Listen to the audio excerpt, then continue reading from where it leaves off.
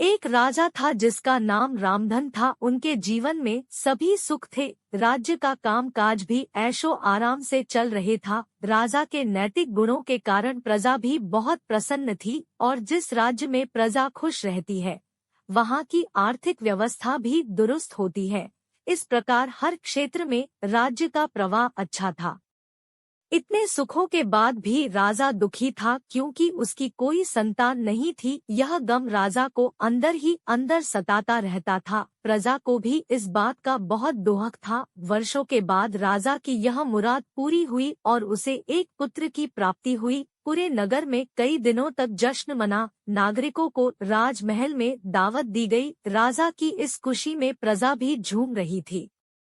समय बीतता जा रहा था। राजकुमार का नाम नंदन सिंह रखा गया। पूजा पाठ एवं इंतजार के बाद राजा को संतान प्राप्त हुई थी, इसलिए उसे बड़े लाड़ प्यार से रखा जाता था। लेकिन अति किसी बात की अच्छी नहीं होती। अधिक लाड़ ने नंदन सिंह को बहुत बिगाड़ दिया था। बचपन में तो नंदन की सभी बातें दिल को लुभाती थी, पर बड़े होते होते यही बातें बदतमीजी लगने लगती हैं।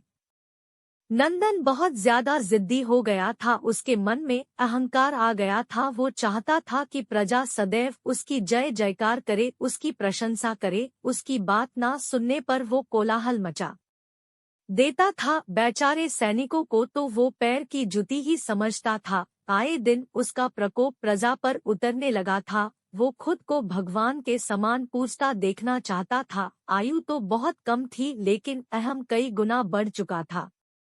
नंदन के इस व्यवहार से सभी बहुत दुखी थे। प्रजा आए दिन दरबार में नंदन की शिकायत लेकर आती थी, जिसके कारण राजा का सिर लज्जा से झुक जाता था। यह एक गंभीर विषय बन चुका था।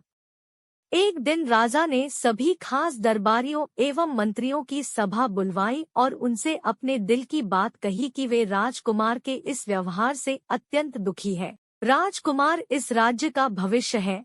अगर उनका व्यवहार यही रहा तो राज्य की खुशहाली चंद दिनों में ही जाती रहेगी। दरबारी राजा को सांत्वना देते हैं और कहते हैं कि आप हिम्मत रखें वरना प्रजा निस्सहाय हो जाएगी। मंत्री ने सुझाव दिया कि राजकुमार को एक उचित मार्गदर्शन एवं सामान्य जीवन के अनुभव की जरूरत है।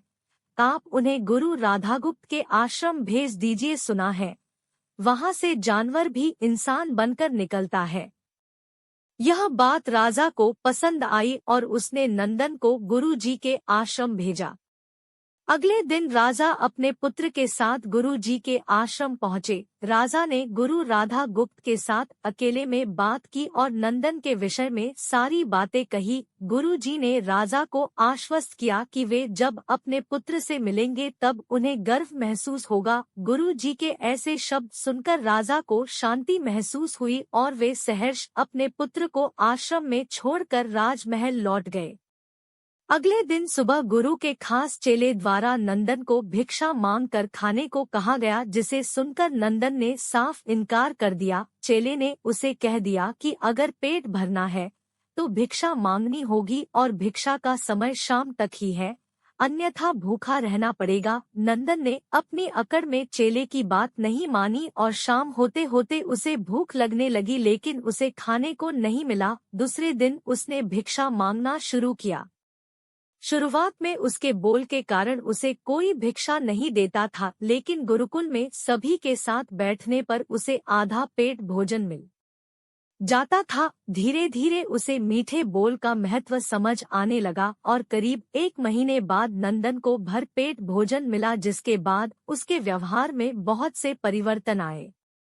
इसी तरह गुरुकुल के सभी नियमों ने राजकुमार में बहुत से परिवर्तन किए, जिसे राधा गुप्त जी भी समझ रहे थे। एक दिन राधा गुप्त जी ने नंदन को अपने साथ सुबह सवेरे सैर पर चलने कहा। दोनों सैर पर निकल गए। रास्ते भर बहुत बातें की। गुरु जी ने नंदन से कहा कि तुम बहुत बुद्धिमान हो और तुम में बहुत अधिक ऊर्जा है, जिसका तुम्हें सही दिशा में उपयोग करना आना चाहिए। दोनों चलते चलते एक सुंदर बाग में पहुँच गए, जहाँ बहुत सुंदर सुंदर फूल थे जिनसे बाग महक रहा था। गुरु जी ने नंदन को बाग से पूजा के लिए गुलाब के फूल तोड़ने कहा। नंदन झट से सुंदर सुंदर गुलाब तोड़ लाया और अपने गुरु के सामने रख दिए अब गुरुजी ने उसे नीम के पत्ते तोड़कर लाने कहा। नंदन वो भी ले आया। अब गुरुजी ने उसे एक गुलाब सूंघने दिया और कहा, बताओ कैसा लगता है। नंदन ने गुलाब सूंघा और गुलाब की बहुत तारीफ की। फिर गुरुजी उसे नीम के पत्ते चखकर उसके बारे में कहने को कहा। जैसे ही नंदन ने नीम के पत्ते खाए उसका मुंह कड़वा हो गया और उसने उसकी बहुत निंदा की और इधर उधर पीने का पानी ढूंढने लगा। नंदन की यह दशा देख गुरुजी मुस्कुरा रहे थे। पानी पीने के बाद नंदन को राहत मिली। फिर उसने गुरुजी से हंसने का कारण पूछा। तब गुरुजी ने उससे कहा कि जब तुमने गुलाब का फूल सूंघा तो तुम्हें उसकी खुशबू बहुत अच्छी लगी और तुमने उसकी तारीफ की, लेकिन जब तुमने नीम की पत्तियां खाई तो तुम्हें वो कड़वी लगी और तुमने उसे थूक दिया और उसकी निंदा भी की।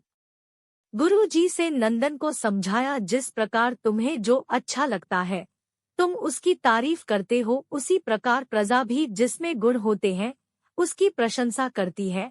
अगर तुम उनके साथ दुर्व्यवहार करोगे और उनसे प्रशंसा की उम्मीद करोगे तो वे यह कभी दिल से नहीं कर पाएंगे। इस प्रकार जहाँ गुण होते हैं वहाँ प्रशंसा होती है। नंदन को सभी बातें विस्तार से समझ आ जाती है और वो अपने महल लौट जाता है। नंदन में बहुत परिवर्तन आता है और वो बाद में एक सफल राजा बनता है। कहानी की शिक्षा, गुरु की सीख ने नंदन का जीवन ही बदल दिया। वो एक क्रूर राजकुमार से एक न्यायप्रिय दयालु राजा बन गया। इस कहानी से हमें यही शिक्षा मिलती है कि हम में गुण होंगे तो लोग हमें हमेशा पसंद करेंगे, लेकिन अगर हम अनगुणी हैं तो हमें प्रशंसा कभी नहीं मिल सकती।